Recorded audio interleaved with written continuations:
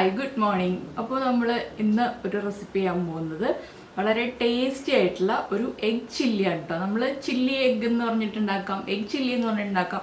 നമ്മൾ നേരത്തെ ചെയ്തിട്ടുണ്ട് എഗ് ചില്ലിയുടെ റെസിപ്പി. അത് കുറച്ച് വ്യത്യസ്തമായ രീതിയിലാണ്. എഗ് ചില്ലി പല രീതിയിൽ ഉണ്ടാക്കാം. അപ്പോൾ എല്ലാവരുടെയും വീട്ടിൽ മുട്ട ഉണ്ടാവുമല്ലോ. മുട്ട ഉണ്ടെങ്കിൽ ഉറപ്പായിട്ടും ഒരു 2-3 മുട്ട എടുത്തിട്ട് ഈ ഒരു റെസിപ്പി ചെയ്തോളൂ. കുട്ടികൾക്കൊക്കെ നന്നായിട്ട് ഇഷ്ടപ്പെടും. അപ്പോൾ നിങ്ങൾക്കും വലിയ ആളുകൾക്കും എല്ലാവർക്കും ഇഷ്ടപ്പെടും കേട്ടോ. എല്ലാവർക്കും ചപ്പാത്തിയുടെ, അപ്പത്തിൻ്റെ, ഇടിയപ്പത്തിൻ്റെ ഒക്കെ കൂടെ കഴിക്കാൻ പറ്റിയ നല്ലൊരു ഡിഷാണ്. അപ്പോൾ ഇപ്പോൾ കുറച്ച് നാളുകളായിട്ട് നമ്മളെല്ലാവരും വീട്ടിലുള്ള ഇൻഗ്രീഡിയൻസ് ഉപയോഗിച്ചിട്ടാണ് കൂടുതൽ റെസിപ്പികളും ചെയ്യുന്നത്. അപ്പോൾ ഇത് മുട്ട ഉപയോഗിച്ചിട്ടാകുമ്പോൾ എല്ലാവർക്കും ചെയ്യാൻ പറ്റുമല്ലോ. അപ്പോൾ നമുക്ക് എങ്ങനെയാണ് നമ്മുടെ എഗ് ചില്ലി റെഡിയാക്കുന്നതെന്ന് നോക്കാം.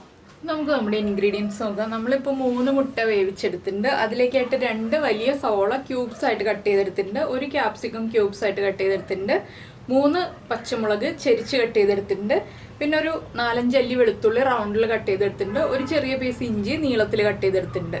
അപ്പോൾ ആദ്യം നമുക്ക് ഇതിലേക്ക് ഒരു ബാറ്റർ റെഡിയാക്കണം. അതിനുശേഷം വേണം നമുക്ക് നമ്മുടെ ഗ്രേവി റെഡിയാക്കാനായിട്ട്. അപ്പോൾ ബാറ്റർ റെഡിയാക്കാനായിട്ട് ഞാനിവിടെ 3 ടേബിൾ സ്പൂൺ കോൺഫ്ലവറും 2 ടേബിൾ സ്പൂൺ മൈദപ്പൊടിയും എടുത്തിട്ടുണ്ട്. ഇതിലേക്ക് നമുക്ക് ആവശ്യത്തിന് ഉപ്പ് ചേർക്കാം. മുട്ടയ്ക്ക് ആവശ്യമായിട്ടുള്ള ഉപ്പ്, ഒരു കോട്ടിങ്ങിന് ആവശ്യമായിട്ടുള്ള ഉപ്പ് മതി. പിന്നെ നമ്മൾ ചേർക്കുന്നത് 1/2 ടീസ്പൂൺ കുരുമുളക് പൊടി, 1/2 ടീസ്പൂൺ എരിവുള്ള മുളക് പൊടി. കാശ്മീരി ചില്ലി പൗഡർ ആണെങ്കിൽ 1 ടീസ്പൂൺ ചേർക്കാം. എരിവുള്ള മുളക് പൊടി ആകുമ്പോൾ 1/2 ടീസ്പൂൺ മതി. ഇതിലേക്ക് ജിഞ്ചർ ഗാർലിക് പേസ്റ്റ് ചേർക്കണം എന്നുണ്ടെങ്കിൽ ചേർക്കാം കേട്ടോ. ഞാനിപ്പോൾ ജിഞ്ചർ ഗാർലിക് പേസ്റ്റ് ചേർക്കുന്നില്ല. ഞാൻ ഇതിന് പകരം നമ്മുടെ ഗ്രേവിയിൽ ഇഞ്ചിയും വെളുത്തുള്ളിയും വഴറ്റിയെടുക്കുന്നേ ഉള്ളൂ. ഇതിലേക്ക് ഇനി നമുക്ക് കുറച്ച് വെള്ളം ചേർത്തൊന്ന് ലൂസാക്കി എടുക്കാം. നമ്മുടെ മുട്ട കോട്ടായി വരാൻ ആവശ്യമായിട്ടുള്ള ആ ഒരു തിക്നെസ്സിൽ മിക്സ് ചെയ്തെടുക്കാം കേട്ടോ. ഒരുപാട് തിക്കായി പോകണ്ട, ഒരുപാട് തിന്നായും പോകണ്ട. അധികം തിന്നായിട്ടുണ്ടെങ്കിൽ മുട്ടയിൽ കോട്ടിങ് നന്നായിട്ട് പിടിച്ചു വരില്ല. അതുകൊണ്ടാണ് അപ്പോൾ ഞാൻ ഈ ഒരു കൺസിസ്റ്റൻസിയിൽ മിക്സ് ചെയ്തെടുക്കുകയാണ്. കുറച്ച് തിക്കായിട്ട് തന്നെയാണ് മിക്സ് ചെയ്തെടുത്തിട്ടുള്ളത്. ഇത് മതി നമുക്ക്. ഇനി നമുക്കിത് മുട്ടയൊന്ന് 4 ആയിട്ട് കട്ട് ചെയ്തിട്ട് പൊരിച്ചെടുക്കാം. 4 ആയിട്ട് കട്ട് ചെയ്തിട്ടെന്ന് പറയുമ്പോൾ നീളത്തിൽ കട്ട് ചെയ്യാം, കുറുകെ കട്ട് ചെയ്യാം, അതൊക്കെ നമ്മുടെ ഇഷ്ടമാണ് കേട്ടോ. ഞാനിപ്പോൾ കുറുകെയാണ് കട്ട് ചെയ്യുന്നത്. നിങ്ങൾക്ക് നീളത്തിൽ കട്ട് ചെയ്യണം എന്നുണ്ടെങ്കിൽ നീളത്തിൽ കട്ട് ചെയ്യാം. അപ്പോൾ ഞാനിത് പൊരിക്കാനുള്ള എണ്ണയൊക്കെ വെക്കട്ടെ. അതിന് ശേഷം മുട്ട കട്ട് ചെയ്തെടുക്കട്ടെ. അപ്പോൾ നമ്മുടെ മുട്ട ഒന്ന് പൊരിച്ചെടുക്കാനായിട്ട് ഒരു ചട്ടി വെച്ചിട്ടുണ്ട്. ഇതിലേക്ക് ഞാൻ സൺഫ്ലവർ ഓയിലാണ് യൂസ് ചെയ്യുന്നത്. സൺഫ്ലവർ ഓയിലിൽ തന്നെയാണ് നമ്മൾ ഈ ഒരു റെസിപ്പി കംപ്ലീറ്റ് ആയിട്ട് ചെയ്യുന്നത്. അപ്പോൾ ഈ മുട്ട പൊരിച്ചെടുക്കുന്ന സൺഫ്ലവർ ഓയിലിൽ തന്നെ നമുക്ക് ബാക്കിയുള്ള ഗ്രേവി റെഡിയാക്കുകയും ചെയ്യാം കേട്ടോ. അപ്പോൾ ഞാൻ ഇത്ര ഓയിൽ ഒഴിക്കുന്നുള്ളൂ. ഇതിലേക്ക് നമുക്ക് ഒരു 4 പീസ് മുട്ട വെച്ചിട്ട് കൊടുക്കാം. ഞാനിപ്പോൾ റൗണ്ടിൽ കട്ട് ചെയ്തിട്ട് ഒന്ന് കുറുകെ കട്ട് ചെയ്തെടുത്തിട്ടുണ്ട് മുട്ട. ഇനി നമുക്കിത് ബാറ്ററിൽ കോട്ട് ചെയ്തിട്ട് ഈ ഓയിലിലേക്ക് ഇട്ട് കൊടുക്കാം. ഓയിൽ ചൂടായി വന്നിട്ടുണ്ട്. ഒരുപാട് ഓയിൽ ചൂടായിട്ടുണ്ടെങ്കിൽ എണ്ണ പൊട്ടിത്തെറിക്കും. അതുകൊണ്ടാണ് നമ്മൾ മുട്ട ഒരുപാട് ഓയിൽ ചൂടാവുന്നതിന് മുന്നേ തന്നെ ഇട്ട് കൊടുക്കുന്നത്. ഒരു ഫോർക്ക് ഉപയോഗിച്ച് ഇട്ട് കൊടുക്കുകയാണെങ്കിൽ നമുക്ക് എളുപ്പത്തിൽ ഇട്ട് കൊടുക്കാം കേട്ടോ. ഒരു 4 പീസാണ് ഞാനിപ്പോൾ ഫ്രൈ ചെയ്തെടുക്കുന്നത്. ഇതുപോലെ 4 പീസായിട്ട് നമുക്ക് ഫ്രൈ ചെയ്തെടുക്കാം. അപ്പോൾ ഇതൊന്ന് കുക്കായി വരുമ്പോൾ അടുത്ത സൈഡിലേക്ക് തിരിച്ചിടുക. നമ്മൾ സാധാരണ ചില്ലി ചിക്കനൊക്കെ ഫ്രൈ ചെയ്യുന്ന പോലെ മുട്ടയാകുമ്പോൾ കുറച്ച് ഗ്യാപ്പിൽ നിന്നിട്ട് വേണം ഫ്രൈ ചെയ്തെടുക്കാൻ. എന്താണെന്ന് വെച്ചിട്ടുണ്ടെങ്കിൽ മുട്ടയുടെ വൈറ്റ് പാർട്ട് വരുന്നത് പൊട്ടിത്തെറിക്കാൻ സാധ്യതയുണ്ട് എണ്ണ ചൂടാകുമ്പോൾ. അതുകൊണ്ടാണ് നമ്മൾ കുറച്ച് ഗ്യാപ്പിൽ നിൽക്കാമെന്ന് പറയുന്നത്. ഇനി ഇതൊന്ന് കുക്കായി വരട്ടെ. അപ്പോൾ നമ്മൾ മുട്ട അടുത്ത സൈഡിലേക്ക് ഒന്ന് തിരിച്ചിട്ടിട്ടുണ്ട്. ഇത് ഒട്ടി പിടിച്ചാലും കുഴപ്പമില്ല കേട്ടോ. നമുക്ക് കുറച്ച് കഴിയുമ്പോൾ ഒന്ന് ചൂട് മാറി വരുമ്പോൾ 2ആയിട്ട് വിടിയിച്ചെടുക്കാൻ പറ്റും. അല്ലെങ്കിൽ നമുക്ക് എണ്ണയിലിട്ട് തന്നെ വിടിയിച്ചെടുക്കാം. അപ്പോൾ അത് നമുക്ക് വിഷയമേ അല്ല ഇങ്ങനെ ഒട്ടിപ്പിടിക്കുന്നത്. അപ്പോൾ ഇതെല്ലാം പൊരിച്ചെടുക്കട്ടെ. നമ്മൾ സാധാരണ ബജ്ജി ഉണ്ടാക്കുന്ന പോലെ ഒന്ന് പൊരിച്ചെടുക്കുക എന്നുള്ളതേ ഉള്ളൂ. അപ്പോൾ പൊരിച്ചെടുത്ത് കഴിഞ്ഞിട്ട് ബാക്കിയുള്ള കാര്യങ്ങൾ ഞാൻ പറയാം കേട്ടോ. അപ്പോൾ നമ്മൾ നമ്മുടെ മുട്ടയെല്ലാം ഫ്രൈ ചെയ്തെടുത്തിട്ടുണ്ട്. ഇതേ ഓയിൽ തന്നെ ഞാൻ വേറൊരു പാനിലേക്ക് ഒഴിക്കുകയാണ്. കുറച്ച് പരന്ന പാനിലേക്ക് ഒഴിച്ചാലാണ് നമുക്ക് ബാക്കിയുള്ള കാര്യങ്ങൾ ചെയ്യാൻ പറ്റുക. അപ്പോൾ നമുക്കിത് വേറൊരു പാനിലേക്ക് ഒഴിക്കാം. അപ്പോൾ നമ്മൾ മുട്ട ഫ്രൈ ചെയ്ത ഓയിൽ ഈ പാനിലേക്ക് ഒഴിച്ചിട്ടുണ്ട്. ഇതിലേക്ക് നമുക്ക് നമ്മൾ കട്ട് ചെയ്ത് വെച്ചിരിക്കുന്ന ഇഞ്ചിയും വെളുത്തുള്ളിയും ചേർക്കാം. ഇതൊന്ന് ചൂടായി വരുമ്പോൾ നമുക്ക് ബാക്കിയുള്ള കാര്യങ്ങൾ ചേർത്ത് കൊടുക്കാം. ഒരുപാട് അങ്ങോട്ട് കളർ മാറി പോകുമെന്ന് വേണ്ട, ലൈറ്റായിട്ടൊന്ന് ചൂടായി വന്നാൽ മതി. അപ്പോൾ നമ്മുടെ ഇഞ്ചിയും വെളുത്തുള്ളിയും ഒന്ന് ചൂടായി വന്നിട്ടുണ്ട്. ഇതിലേക്ക് നമ്മൾ കട്ട് ചെയ്ത് വെച്ചിരിക്കുന്ന സവോളയും അതുപോലെ തന്നെ പച്ചമുളകും ചേർത്ത് കൊടുക്കാം. ഇഞ്ചി വെളുത്തുള്ളി ഇല്ലാന്നുണ്ടെങ്കിൽ ജിഞ്ചർ ഗാർലിക് പേസ്റ്റ് ചേർത്താലും മതി കേട്ടോ. ഒരു 1.5 tablespoon ginger garlic paste ചേർത്താലും മതി. ഇനി നമുക്കിതിലേക്ക് കുറച്ച് ഉപ്പ് ചേർക്കാം. നമ്മൾ മുട്ടയിൽ ഉപ്പ് ചേർത്തിട്ടുണ്ട്. നമ്മുടെ സോസുകൾക്കൊക്കെ ഉപ്പുള്ളതാണ്. എങ്കിലും നമ്മുടെ സവോളയ്ക്ക് ആവശ്യമായിട്ടുള്ള ഉപ്പ് ചേർത്ത് കൊടുക്കണം. കുറച്ച് ഉപ്പ് മതി.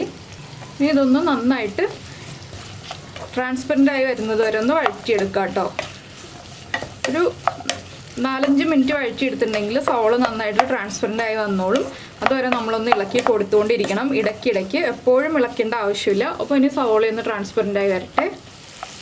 നമ്മുടെ സവോളയൊക്കെ ഒന്ന് ട്രാൻസ്പെറൻ്റ് ആയി വന്നിട്ടുണ്ട്. ഇതിലേക്ക് നമുക്കിനി പൊടികൾ ചേർത്ത് തുടങ്ങാം.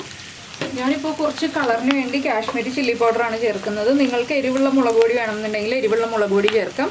1.5 ടീസ്പൂണാണ് കാശ്മീരി ചില്ലി പൗഡർ ചേർക്കുന്നത്. എരിവുള്ള മുളക് പൊടിയാണെങ്കിൽ 3/4 ടീസ്പൂൺ ചേർത്താൽ മതി. ഈ മുളക് പൊടി ഒന്ന് നന്നായിട്ട് കുക്കായി വരുന്നത് വരെ ഒന്ന് ഇളക്കി കൊടുക്കുക. പിന്നെ ഫുഡ് കളർ വേണമെന്നുണ്ടെങ്കിൽ റെഡ് കളർ ചേർത്ത് കൊടുക്കാം കേട്ടോ. നമ്മൾ ഫുഡ് കളറിന് പകരമായിട്ടാണ് ഇപ്പോൾ കാശ്മീരി ചില്ലി പൗഡർ ചേർക്കുന്നത്. ഫുഡ് കളർ ചേർക്കണമെന്ന് നിർബന്ധമൊന്നുമില്ല. നമ്മൾ വീട്ടിൽ ചെയ്യുമ്പോൾ ഫുഡ് കളർ ചേർക്കാതെ ചെയ്യുന്നതായിരിക്കും എപ്പോഴും നല്ലത്. ടേസ്റ്റൊക്കെ സെയിം തന്നെയായിരിക്കും. ഫുഡ് കളർ ചേർത്താലും ചേർത്തില്ലെങ്കിലും സെയിം ടേസ്റ്റ് തന്നെയായിരിക്കും. അപ്പോൾ പിന്നെ കുട്ടികൾക്കൊക്കെ കൊടുക്കുമ്പോൾ നമ്മൾ ഫുഡ് കളറൊക്കെ ചേർക്കാതെ വീട്ടിലുള്ള മുളക് പൊടിയൊക്കെ ചേർത്തിട്ട് ഉണ്ടാക്കി കൊടുക്കുക. ഇതിലേക്ക് നമുക്ക് കട്ട് ചെയ്ത് വെച്ചിരിക്കുന്ന ക്യാപ്സിക്കം ചേർക്കാം. പല കളറിലെ ക്യാപ്സിക്കം കിട്ടുകയാണെങ്കിൽ അതായിരിക്കും കേട്ടോ കൂടുതൽ ഭംഗി ഉണ്ടാവുക. അപ്പോൾ എൻ്റെ കയ്യിൽ ഒരു കളർ ക്യാപ്സിക്കം ഉള്ളൂ. അതുകൊണ്ടാണ് ഞാൻ ഈ ഒരു കളറിൽ ക്യാപ്സിക്കം മാത്രം ചേർക്കുന്നത്. റെഡും യെല്ലോയും ഗ്രീനും എല്ലാം ആണെങ്കിൽ നല്ല കളർഫുള്ളായിരിക്കും നമ്മുടെ എഗ് ചില്ലി ഉണ്ടാക്കുമ്പോൾ, അല്ലെങ്കിൽ ചില്ലി എഗ് ഉണ്ടാക്കുമ്പോൾ. രണ്ടും ഒന്ന് തന്നെയാണ്. അപ്പോൾ നമ്മുടെ മുളക് പൊടി ഒന്ന് കുക്കായി തുടങ്ങുമ്പോൾ നമുക്കിതിലേക്ക് സോസുകൾ ചേർത്ത് കൊടുക്കാം. ആദ്യം ഞാൻ ചേർക്കുന്നത് കുറച്ച് വിനീഗറാണ്. ഒരു 1/2 ടീസ്പൂൺ വിനീഗർ ചേർക്കാം. പിന്നെ നമ്മൾ ചേർക്കുന്നത് സോയ സോസാണ്. 1.5 ടീസ്പൂൺ സോയ സോസ് ചേർക്കാം. പിന്നെ ചില്ലി സോസാണ് ചേർക്കുന്നത്. ചില്ലി സോസ് ഒരു 3/4 ടീസ്പൂണാണ് ചേർക്കുന്നുള്ളൂ. ഇനി നമ്മളിതിലേക്ക് ചേർക്കുന്നത് ടൊമാറ്റോ സോസാണ്. 2 ടേബിൾ സ്പൂൺ ടൊമാറ്റോ സോസ് ചേർക്കാം. ഇനി നമുക്കിതെല്ലാം ചേർത്ത് നന്നായിട്ടൊന്ന് ഇളക്കി ഈ സോസുകളെല്ലാം കുക്കായി വരുന്നത് വരെ ഇളക്കി കൊടുത്തുകൊണ്ടിരിക്കാം. സോസുകൾ നന്നായിട്ട് കുക്കായി വരണം. അതിനുശേഷം വേണം നമുക്ക് ബാക്കിയുള്ള കാര്യങ്ങൾ ആഡ് ചെയ്യാനായിട്ട്. അപ്പോൾ നമ്മൾ കുറച്ച് ഉപ്പ് ചേർത്തിട്ടുണ്ടല്ലോ, ഇനി നമുക്ക് ചേർക്കേണ്ടത് കുറച്ച് പഞ്ചസാരയാണ് കേട്ടോ. ഒരു 1/4 ടീസ്പൂൺ പഞ്ചസാരയാണ് ഞാൻ ചേർക്കുന്നത്. ആ സോസുകളുടെ എരിവും അതുപോലെ തന്നെ പുളിയും ഒക്കെ ഒന്ന് ബാലൻസ് ചെയ്യാനാണ് നമ്മൾ പഞ്ചസാര ചേർക്കുന്നത്. അപ്പോൾ ഇനി സോസുകളെല്ലാം കുക്കായി വരട്ടെ. 1 മിനിറ്റ് ഒന്ന് ഹൈ ഫ്ലെയിമിൽ വെച്ചിട്ട് ഇളക്കി കൊടുക്കുക. അപ്പോൾ നമ്മുടെ സോസുകളെല്ലാം കുക്കായി വരും.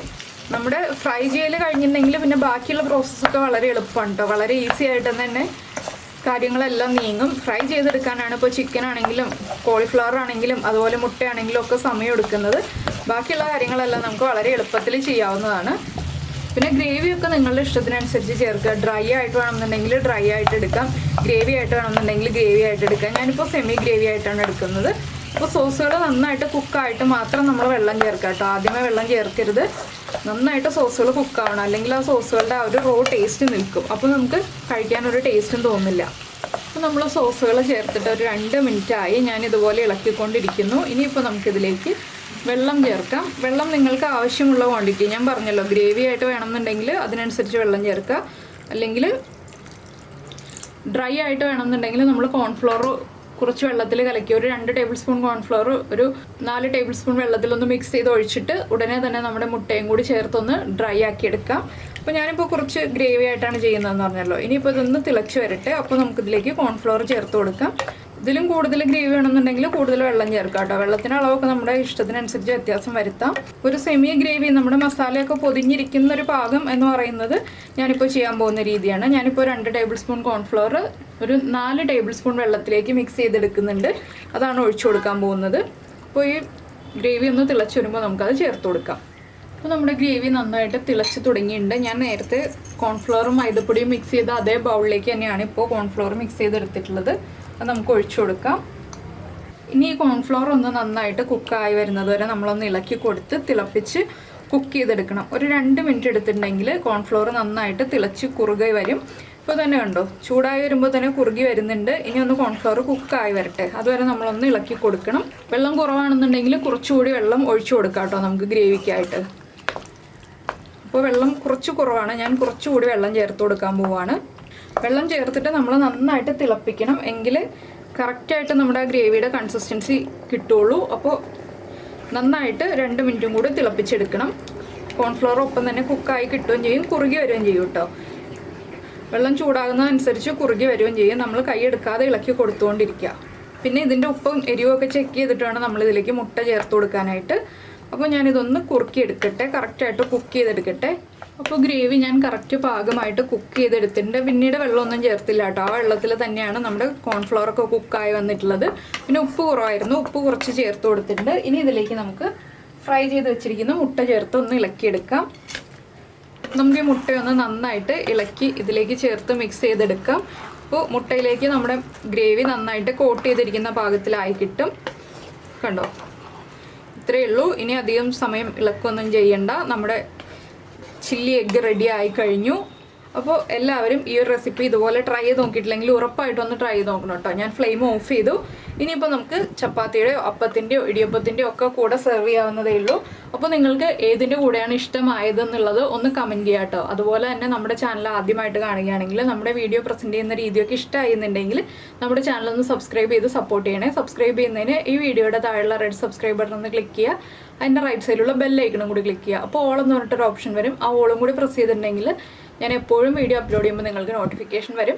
പിന്നെ നിങ്ങളുടെ കയ്യിൽ സ്പ്രിംഗ് ഓണിയൻ ഉണ്ടെന്നുണ്ടെങ്കിൽ ഒന്ന് ചെറുതായിട്ട് ചോപ്പ് ചെയ്തിട്ട് സ്പ്രിങ്കിൾ ചെയ്തിട്ടുണ്ടെങ്കിൽ കാണാൻ കുറച്ചുകൂടി ഭംഗിയുണ്ടാവും. ആ സ്പ്രിംഗ് ഓണിയൻ്റെ ടേസ്റ്റ് ഉണ്ടാവും നമ്മൾ കഴിക്കുമ്പോൾ. എൻ്റെ കയ്യിലിപ്പോൾ സ്പ്രിംഗ് ഓണിയൻ ഇല്ല, അതുകൊണ്ടാണ് ഞാൻ ചേർക്കാതിരുന്നത്.